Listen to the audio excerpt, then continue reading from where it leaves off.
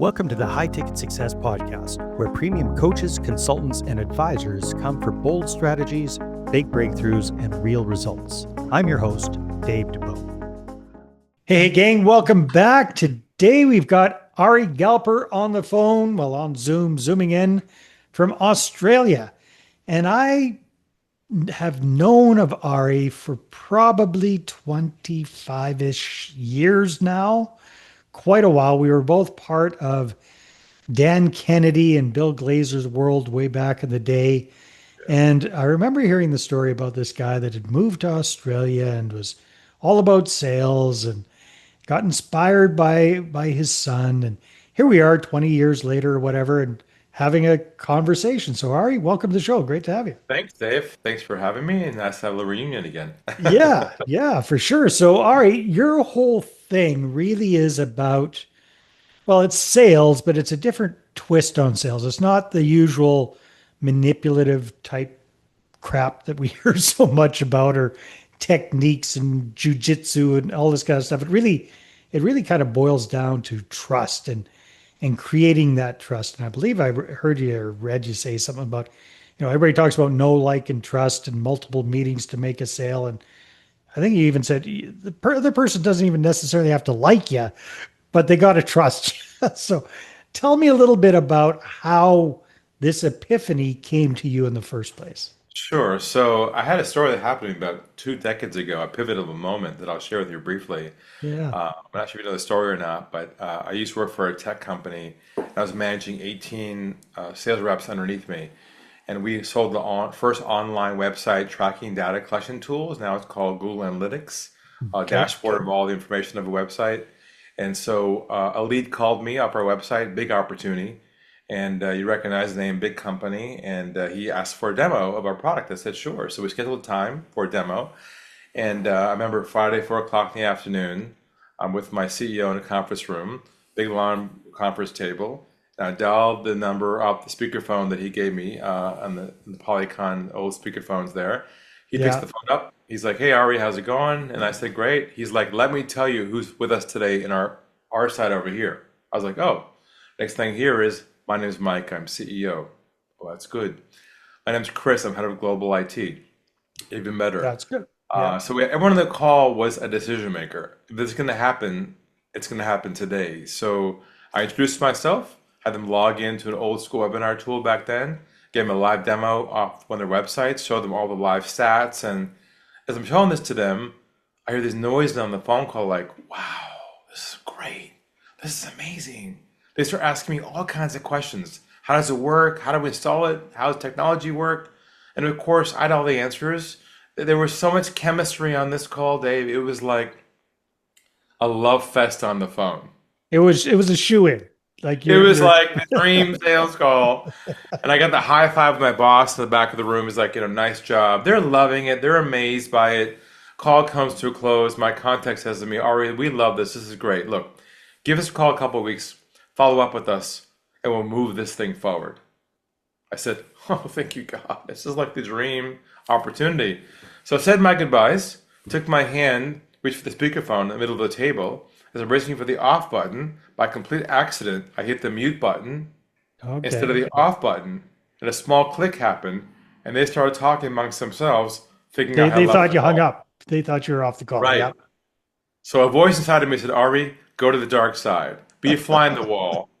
Go where no one's ever gone before in the world of selling. So I listened in for a couple of seconds. They started talking about themselves, thinking I left the call. Now, I was hoping to hear good things. Yeah. Well, amazing stuff. Yeah. Amazing. We love this. That's great. But what I heard it said was this. They said, we're not going to go with him. Keep using him for more information. And make sure we shop someplace else cheaper. Wow. Knife and fork twist. I was in a state of shock. Yeah. I snapped out of it, hit the off button, looked at the wall, and I said to myself, what did I do wrong? I was competent. I was professional. I built. This was not your first sales call. Yeah. No, I was consultative. I did everything by the book, the checklist of every guru you can imagine. And here, they felt comfortable not telling me the truth, playing a game with me. And I Yeah. said to myself, this is so dysfunctional. This is so wrong. These layers of mirrors and just all these Bullshit. behaviors. Some of us call it. That's yeah. Yeah, why Yeah. why not just get to the truth? Yeah. Why the sales game? So that's where I launched my unlock the sales game process and the whole mindset shift and culture shift away from making the sale to instead focusing only on trust building. So there is no selling, it's only trust building. So it's a whole shift around that. So I hold a body of work around that. We developed what's called the one call sale process too. And one meeting, they can trust you to work with you. And that's all stuff we can talk about. That's what it all came from. Oh wow. So when you had that moment of clarity, very disappointing. Like Yes. how long between that and when you kind of figured it out that Well, about the whole trust side of things? Like, I quit my job after that because I said, this is just, I gotta do something about this. I gotta make this like mm, my life mission. This is so wrong. I felt terrible afterwards. And I said, I'm gonna launch my own approach to how to approach clients without having to sell at all, but more of a doctor patient approach than a I'm here to sell you something approach. mhm. And so I ended up just starting my own thinking around this, and 8 books later, and 2 decades later, body of work around this, and really have honed this down to an art form now, where literally in one single meeting with someone, maybe on Zoom, they can trust you enough to commit to you without having to follow up with them, without chasing at all, and not the numbers game. So conversion very high, low volume from leads. So that's kind of what we worked out. Very, very cool. All right. Well, that's 20 years of work that's gone into Yes, this. correct. So I can't expect to suck that all out of that big, sexy brain of yours in the next 10 minutes. But I would love to get a few suggestions or tips for folks so they can start tiptoeing around this to get an idea and then obviously find out more, get your Sure, books, that sort of thing. But what would be some tips that you might give someone like myself who sure. does do sales calls on a regular basis, Yeah, who doesn't who goes through that kind of bullshit still? sure. Like what how can we kind of create trust easier, better, faster? Here's some quick tips Yeah. that might knock you out a little bit. First tip is never again, as of today, use the word follow up ever again, in writing or verbally ever again. Okay. The word follow up creates momentum towards the sale. That's a sales word. You're chasing them, following up with them. Hmm. Okay, you'd never want to do that. That's not trust building. You say this instead. I'm giving you a call to see if you have any feedback on our previous conversation, any feedback on the proposal, any feedback on the last meeting. Feedback's going away from the sale, not towards the sale. That one Hmm. switch alone will trigger them to tell you the truth. So big cross on follow up, big check on feedback. Correct, Got it. exactly, Okay. correct. Another tip, we'll do some more sophisticated stuff soon, is never use the phrase, would you be interested? Okay. That forces them to a yes or a no. You Hmm. say, would you be open? That's an open All right. space that no one says no to. Would you be open to considering this as an option?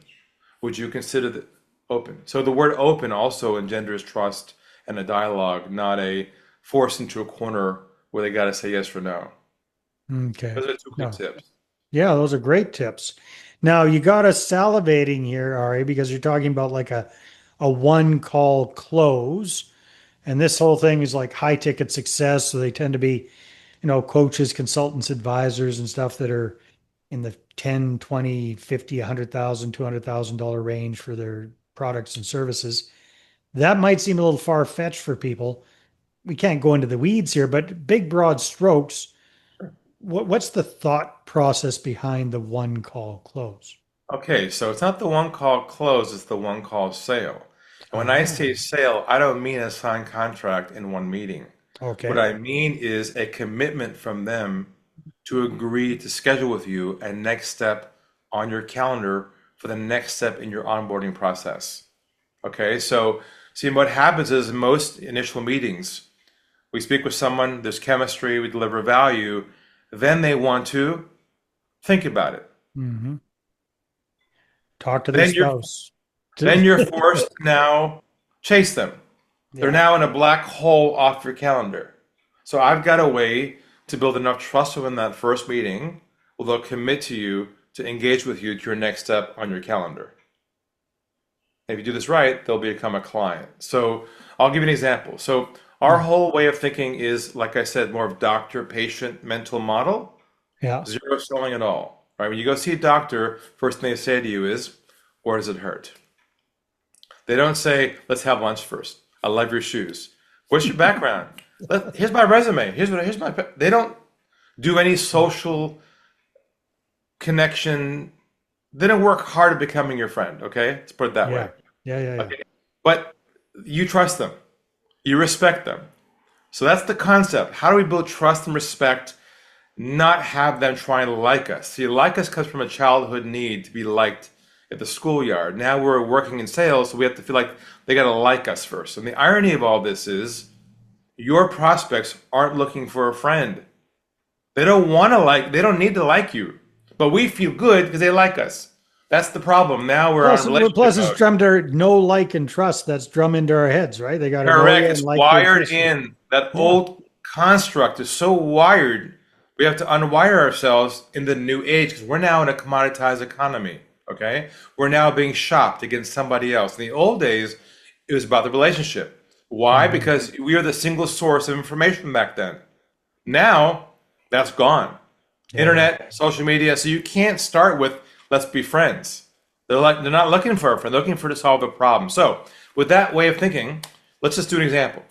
Yeah. Let's say the first lead, okay, and they show at the Zoom meeting, for instance. They show up on Zoom, okay. First thing you say is this. You say, "Nice to meet you, Dave. Nice to meet you as well." That's it for chit chat. Okay, nice to meet you. It's still bedside manner, empathy, but no sparks here. No, how's the weather and none of that? No. How'd you hear about it? Just watch a webinar. What do you think about the webinar? Great. You know John? I know John. What do you do? What do you do? See, once you start at a social construct, you can't move to professional. It's just the bridge is too loose. That's the problem. And you lose them right there because you got to become their friend first.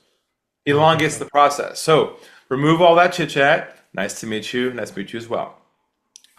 And you say this. If you wouldn't mind, Dave, take a step back for a moment. Walk me with your background, your situation, up to your current concerns, keyword concerns, related to your X, whatever you plug in, financial situation or business growth, and we'll go from there. Would that be okay with you? Take your fingers like this over your mouth like a doctor, sit back in your chair like that so they can see you.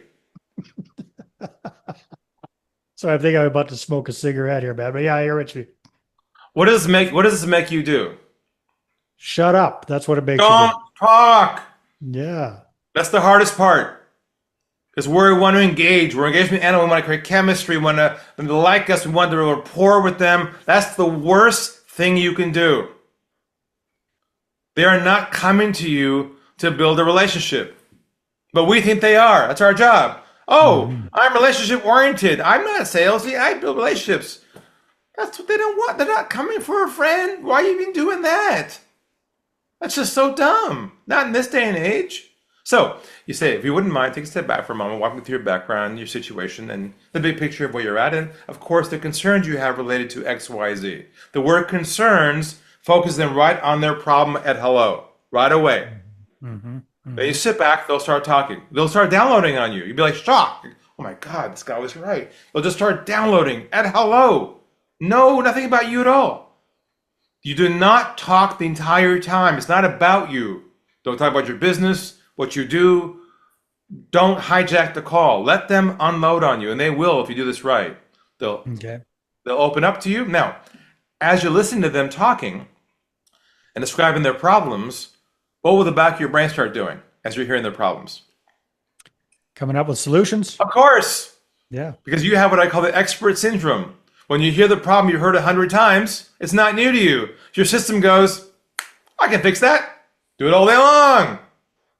So off your brain now is thinking about how you can help them solve the problem. Now you're the pharmacist in about 3 seconds, not the doctor. Okay. Yeah. I'm going to be dramatic here for a reason, because you got to stop being the pharmacist on this call. Only the doctor. Doctors do not dispense the medicine. They only provide clarity on the problem itself and a plan, but they do not provide the medicine. Your job is to stop talking about your solution. They don't care about this at this stage. All they're asking themselves is one question: can I trust him as a human being right now? They may say to you, Dave, I'm looking for information on X. And you're like, Yeah. I've got that for you. But that's not what they Yeah. really want from you. They want to know, can they trust you or not? So let's just say they tell you their problems. You listen. Now, you listen. Do not solve it. Just listen only. When Got they're it. done talking, you just crystallize their core issues. So what I'm hearing from you, Mike, is your core problems are X, Y, and Z. Is that correct? And he goes, exactly. Checkbox number one. This guy listens. He's not trying to move me forward. He's just present. He might be safe to talk to. I'm not sure yet. They're hiring you, Dave, on your approach, not your solution. They already know what you do. It's not a mystery. When they show up, they've already seen your website. It's not like you're so unique. They don't know what you do. They know your business code, whatever you do. That's over. We're all commoditized. So it's really weird, but you have to not talk about you the entire time. Just be quiet. Yeah. I came from Toby, my son, who has Down syndrome. I told you, I wrote a book about him. He taught me how to be present and listen and not have an agenda. Because when you have an agenda, it's over. They can feel that from you a mile away. They can tell you're up to something. So let's just say you summarize it, and the guy says, yeah, that's exactly right. Great. Next question down the iceberg, I call it. How long has it been a concern for you for?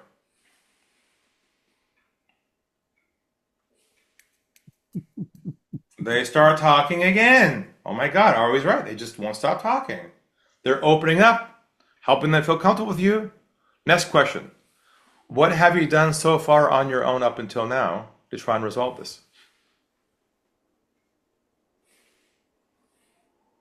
I'm going to be getting good at Who's doing this. the work? Who's doing the work here? The other Not guy. you. There is no selling. Stop selling at everything. Just stop pitching and selling. Don't talk. Just have the structure in place to give them space to feel comfortable and safe with you. That's all they're judging you on right now is your approach. They're hiring you on your approach, not what you have to offer, and not how much they like you either. I promise. Nothing personal, because you're a great guy. But they're not judging you on how much they like you and they're going to hire you off that. They're judging you on your ability to understand their world. The longer you're inside their world, the longer they're going to eventually say to you this question. They're going to say, Dave, how can you help me? So that's kind of what we're looking for, them asking us. That requires immense patience on your part. Yeah. You got to breathe, stay centered, let go of your own needs to make that sale. Otherwise, they'll pick it up from you a mile away, and it's over, and don't want to think about it at the end. That's a snapshot of our process. There's way more beyond that. But once you own this thinking and the structure behind it, it's game over. You probably should be able to convert 100% of every lead that's qualified. 100%. If not, it's your fault because you did something wrong. It's not their fault. They're qualified. They came to you. It's like, well, what's the only variable left? Me. Oh, my conversion rate is so low. Or I need some help. I need more leads. No. Let's plug up the hole first, which is you. Your process is broken, causing them not to hire you. Not more leads. It's conversion. So Ari, that's beautiful. That's brilliant. A lot easier said than done. Just getting us to shut up. The behavior is just exactly. It is a mindset shift for sure. Yeah, but that'll work. Like that forces you to. Correct. Yeah, that's. You always sit back in your chair like you're thinking, which you will be thinking. A lot of thinking. So Ari, you mentioned get them to ask how you can help them. So is that where you get into your pitch presentation? Actually, no. There's no pitch or presentation the entire time. Okay, cool. Like, what? So I'll just jump to the bottom of the question. The iceberg, the last question is going to be this one. Hmm. Is this a priority for you Hmm. to address and resolve once and for all? So you can get it off your plate or not. I'm okay either way. What am I saying there? I'm saying this is your problem, not mine. I'm not going to own it, my friend. I need to Uh-huh. know from you, is this a priority to address once and for all? Then I can walk you through how we work. If not, let me know. That's a real kind of like back straight moment where they have to own. Just because they're looking for help with X doesn't mean they want to like commit to fixing it. That's just Yeah. a myth. You have to Hmm. get to the bottom of it and help them commit to their own problem. You'd be amazed how people just can't, they procrastinate and never solve it. Yeah. So you Yeah. say Yeah. it's a priority. The guy goes, "You're right, Dave. I got to work on this." Then you say, "May I walk you through my roadmap process for how I go about helping people like yourself address these issues? Would that be okay with you, Mike?" Yes, Always it create would. space. Always Mhm. create space. Don't just jam in there. Let them breathe. Let them walk forward. Let them say, yes, that sounds good. Now, do not talk about your pricing, your solution, your presentation at all.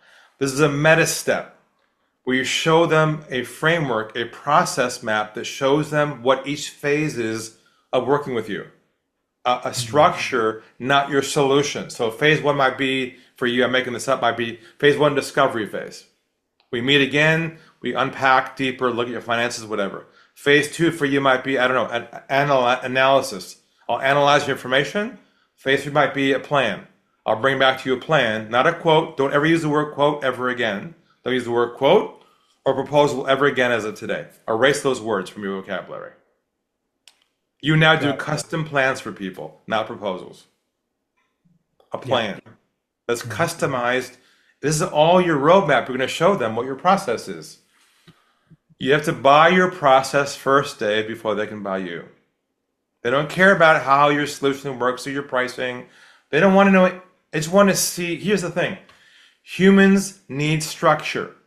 Mhm. If they can't see it visually, and they're hearing you, it goes in one ear and out the other ear. When Yeah. they see it, they believe it.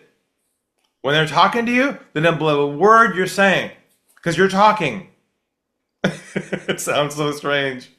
So a very visual, once they get to that point, you're walking them through a visual roadmap of your Left to process. right, no logos, no colors, nothing fancy. It can't look like a marketing document. Has to be white thing, left to right, 5 stages, and little bubbles and bullets. That's it. So simple. Mm. Here's the thing, complexity equals mistrust, simplicity equals trust. Yeah. You have to Yeah. Makes decomplex sense. your process and make it so simple they can say yes on the spot. The reason Nice. why they want to think about it is because not you, but others will provide information which is portable, which they can now take and go somewhere else. That's not trust. Information providing is not trust building at all. In fact, that's the worst thing you should do is don't do free consulting. Don't provide any information at all in that first meeting at all. Only deep dive their problem, show them a plan to fix it like a doctor, a structure. Then you walk them through each phase and you say this, you say, what are your thoughts on the roadmap process, John? And he'll be staring at this thing going, probably say to you, if it's clear, he'll probably say, makes sense. Hmm. It's common sense. It's how you Yeah. solve any problem. You do a deep dive, you analyze something, you do a plan, implement. It's not like they get it. It's Yeah. Yeah. simple, pedestrian level, simple, off the street level. You gotta I bring love it it. way down. Then you can say to them, where would you like to go from here?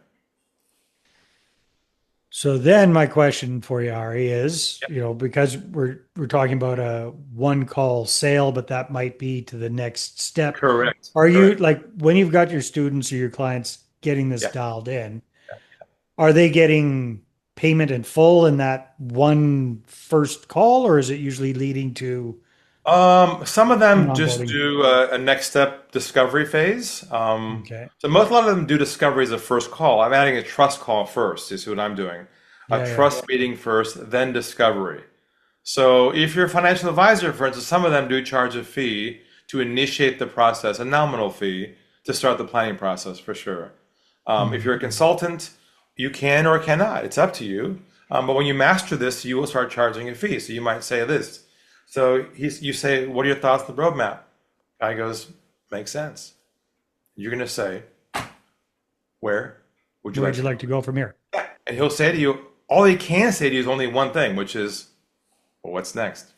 Hmm.